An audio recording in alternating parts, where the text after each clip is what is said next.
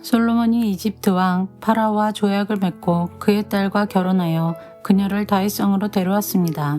솔로몬은 자기 왕궁과 여호와의 성전과 예루살렘 성벽을 완공할 때까지 그녀를 다윗성에서 살게 하였습니다. 여호와의 이름을 위한 성전이 아직 지어지지 않은 때였으므로 그때까지 백성은 제각기 산당에서 제사를 드렸습니다. 솔로몬은 여호와를 사랑했고 자기 아버지 다윗의 교훈을 잘 지켰지만 여전히 산당에서 제사를 드리며 향을 피웠습니다.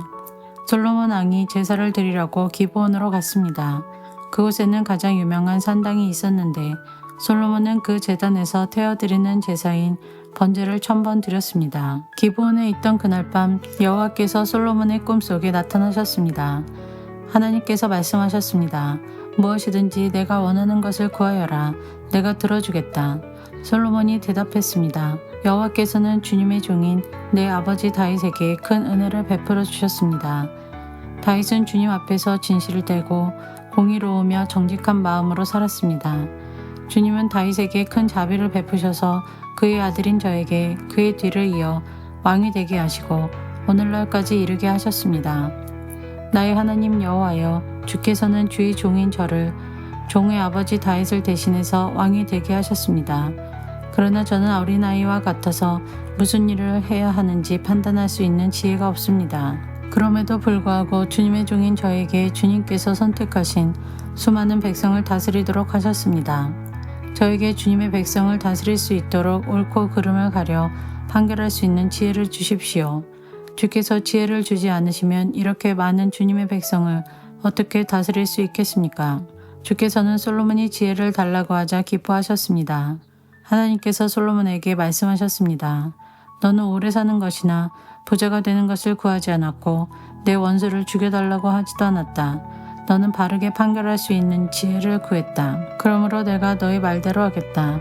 나는 너에게 지혜와 슬기를 주겠다. 너처럼 지혜로운 사람은 전에도 없었고 앞으로도 없을 것이다. 뿐만 아니라 내가 구하지 않은 것까지도 주겠다. 너는 부와 영광을 누릴 것이며 내 평생토록 너와 같은 왕은 어디에도 없을 것이다. 만일 내 아버지 다윗처럼 내가 나를 따르고 내 율법과 명령을 잘 지켜 행하면 너를 오래 살도록 해주겠다. 솔로몬이 깨어보니 꿈이었습니다. 솔로몬은 예루살렘으로 가서 여호와의 언약궤 앞에 섰습니다. 그는 여호와께 태워드리는 제물인 번제물과 화목 제물을 바치고 모든 신하들에게 잔치를 베풀었습니다. 어느 날 창녀 2명이 솔로몬 왕에게 왔습니다. 그중 한 여자가 말했습니다. 네 주여, 이 여자와 나는 한 집에서 살고 있는데 내가 아이를 낳았습니다.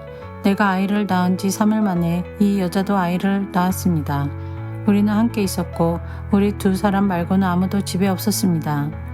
그런데 어느 날 밤 이 여자가 자기 아이를 깔고 자는 바람에 아이가 죽어버렸습니다.